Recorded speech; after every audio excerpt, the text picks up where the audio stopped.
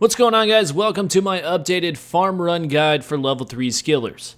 Now please keep in mind this is not a farming guide, it's teaching you how to do a proper farm run guide to help you more efficiently get your farm runs done, so keep that in mind.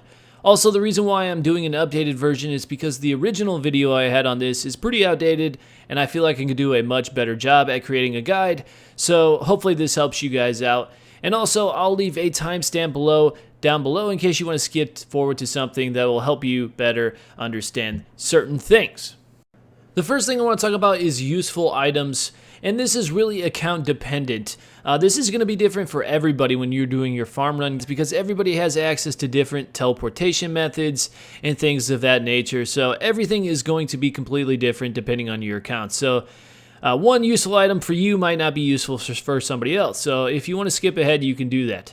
But I'm going to be going over each one of these items as quickly as possible. So the first item is going to be the herb sack. Now this is really just dependent if you need inventory spaces. If you're trying to save inventory spaces, depending if whether you're UIM or just have a lot of stuff in your inventory, because farm runs can fill up your inventory very quickly. The herb sack allows you to just gather your herbs directly from the patch into the sack and saves you a little bit of inventory spaces, and you can collect this from the Tithe Farm minigame. Another thing from the Tithe Farm minigame is the auto weed. Now this automatically de-weeds every single patch in RuneScape for you after your initial time of actually weeding it. So you won't have to worry about a rake, and it makes everything so much better for only 50 points at the reward shop on Tithe Farm. Next up is the balloon transportation. Now this is one of those things that are really account dependent on how you get around to Gillinor. This can help out Iron Man specifically if you're trying to get to the Grand Tree for some tree patches or something like that. Definitely unlock the balloon transportation method via the Enlightened Journey quest. Next up is the Ornament Jewelry Box as well as the 99 Construction Cape. These kind of go hand in hand.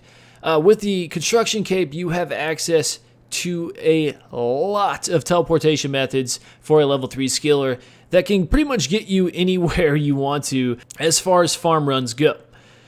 Ornament Jewelry Box kind of goes hand in hand with that because you can teleport directly to your house with the Construction Cape and then just go to the Ornament Jewelry Box and use different jewelry such as the Amulet of Glory, a skills necklace, things of that nature, and it's just going to help you out a ton. And finally, we have the outfits Graceful and the Farming outfit. Now, you really can't use both of these at the same time, so you kind of have to pick and choose which one you'd rather have. Would you rather have the run energy, or would you rather have the extra farming experience? Those things you kind of have to make a decision on your own, but definitely I recommend one or the other, depending on which one will help you out the most.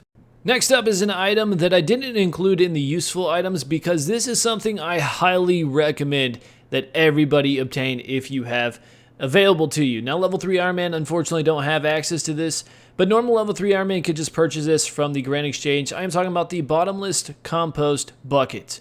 Now this is super crucial and something I actually forgot to include in my original farm run guide, but I did not forget this time, guys. This bucket not only holds all of your compost, but it also doubles every single compost you put in it. So if you put 10 Ultra Compost in this bucket, you will get 20 Ultra Compost.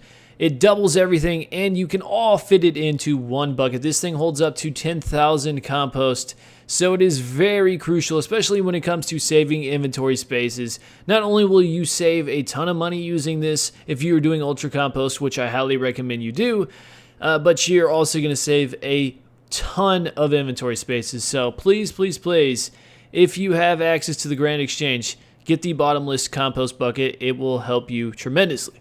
The first thing I'm going to be talking about is tree patches. Now we have access as level 3 skillers to every single tree patch in Gillinor, which is 6 total tree patches. Now as far as getting to each one of these locations, I'm going to be covering that when I am actually showing you the actual farm run.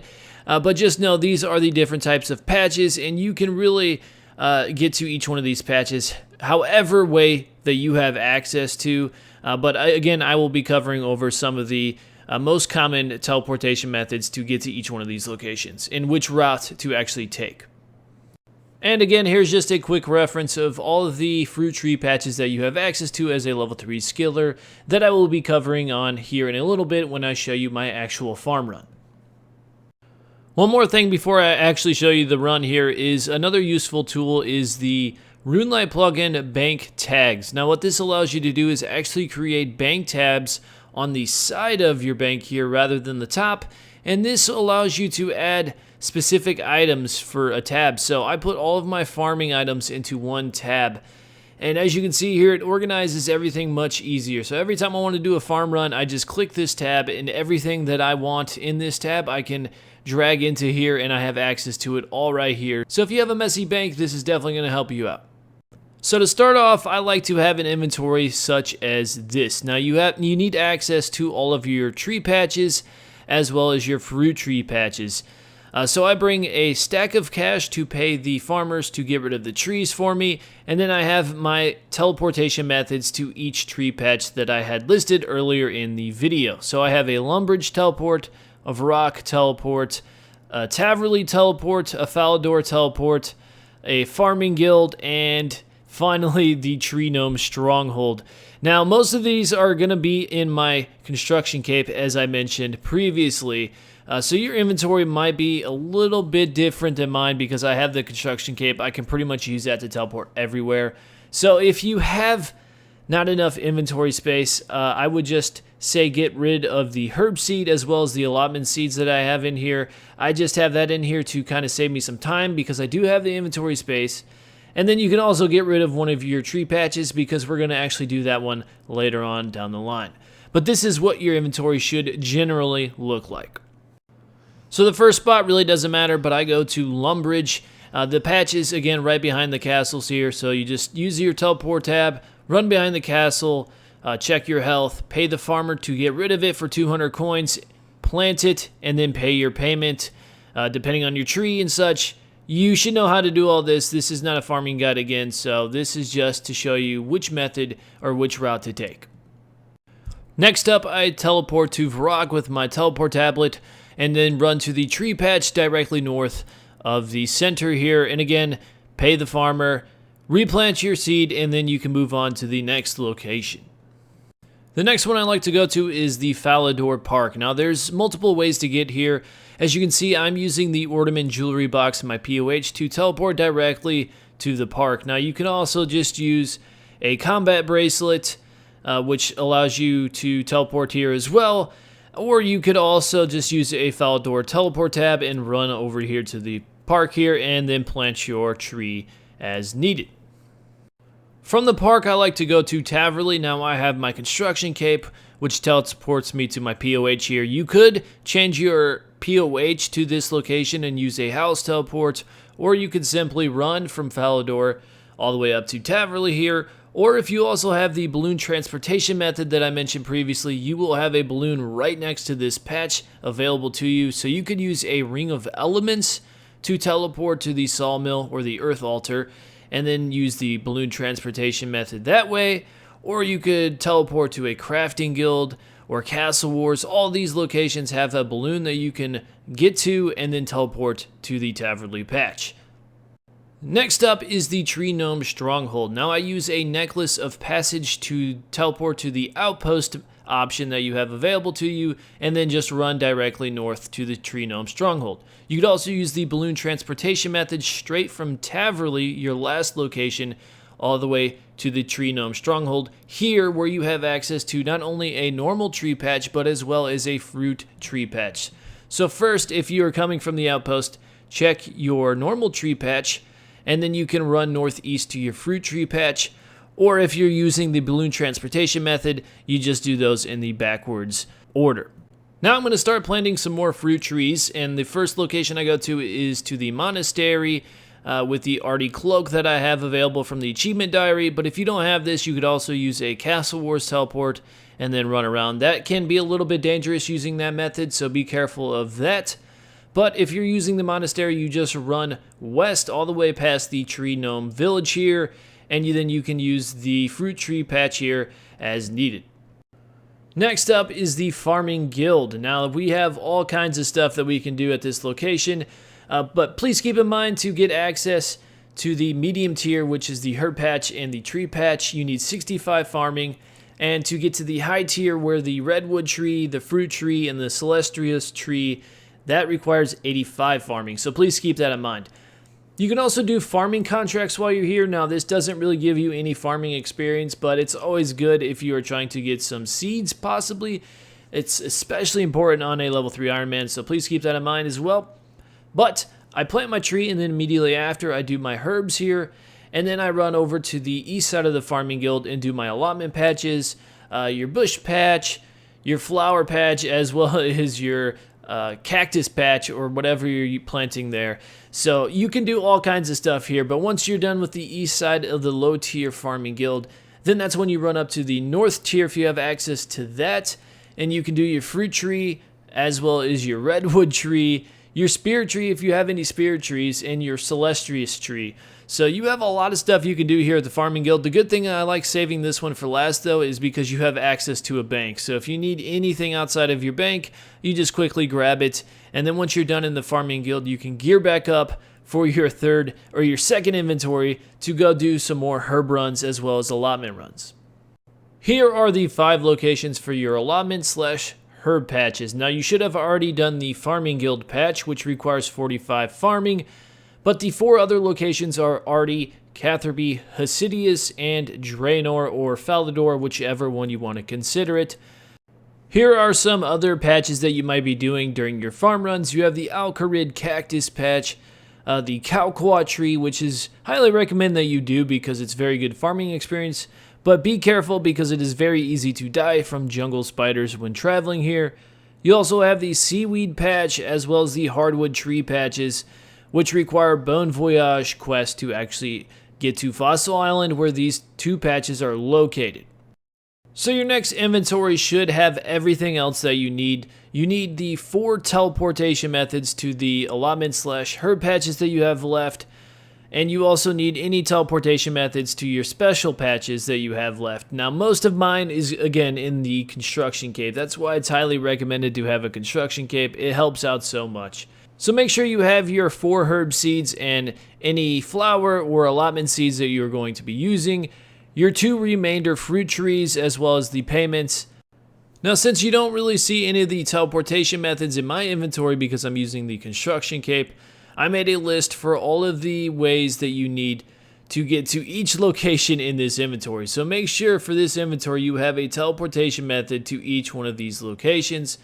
These are by far the best methods to getting to each one of these locations on this list, but if you have another way, then by all means, whatever works for you, but just make sure you have a way to get to each one of these locations.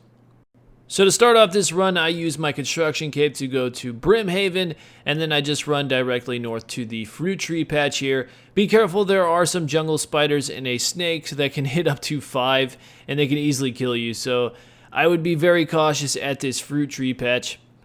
And then from here, I run south to the Varrock Tree. It's really recommended to do this as well. But again, this one is even more dangerous than the last fruit tree. There are plenty of jungle spiders around this patch that will attack you and almost instantly kill you. So be very careful when you are coming here. I like to squeeze through the building right next to the patch because that seems to be the safest location to approach from. But again, you can still get attacked, so just be careful of that. Next up, you can go to Catherby with your Camelot teleport, and then from here you just run east to the allotment patches, and you can do any of the seeds that you would like to do here. Hopefully you're doing your herb runs, but once you are done here, you can just run northeast to your final fruit tree located right on the beach. Next up is the Ardougne patch, and at this point you're normally usually out of run energy, so what I like to do is use the restoration pool in my POH, which is another good reason to have a construction cape. But if you don't, you can also bring a stamina potion or just walk. But I use the fishing guild teleport via the jewelry box here, and then I just run directly east. But you can also use an Ardougne teleport tab and then run north past the bears. Be careful, they do hit you. And then you can just make your way over to the Ardougne patch located northeast of Ardougne. After you're done in Ardougne, make your way to Draynor either through the Amulet of Glory or your Explorer's Ring. Most likely you are using the Glory, so just run northwest of Draynor to get to the farming patch. Next up is Hosidius. Now you can get here either again through the POH teleportation method that you have, or your Xerix Talisman to the Glade, or every 30 minutes you also have access to a Tithe Farm minigame teleport if you have unlocked Tithe Farm. The patch is located just north of the POH location. If you are farming cactuses, then you can now teleport to the Kharid location either through the Dueling Ring, the Ring of Elements to the Fire Altar, or even a Glory, and the patch is located just north of the crafting shop. And the final thing I like to save my farming run for is Fossil Island. Now here you have access to the seaweed as well as the hardwood trees, and I also highly recommend doing birdhouses while you're here, even though that is not farming. But anyways, I make my way to the north side of the island through the boat, and then I utilize the bank and get everything I need in my inventory ready. Now, to dive underwater, you could use diving gear. It's not necessary to have it, because if you end up drowning down there in the shallow water, you'll just float up to the surface. If you drown in the deep end, I think you do die, so be careful of that. But just make your way down here and collect your seaweed. Now, I'm just going to throw this in here as an extra tip for you guys. Doing seaweed is the best chance to receive the farming pet, which is why most people do this. It's also a good passive income, but Iron Man can also do this for crafting. Once I'm done with my seaweed, I then go back up to the surface and make my way south of the island to the hardwood trees. And again, you can also do your birdhouse runs here while you're at it. It doesn't hurt, it's always good to do your birdhouse runs. There you have it, guys. That is my updated farming run guide for you guys. If you guys found this guide helpful, consider hitting that join button if you are already subscribed to the channel. If you're not subscribed, then what are you doing? But anyways, if you hit that join button, you guys get access to a bunch of different things. So make sure you guys hit that join button and you can read all about it.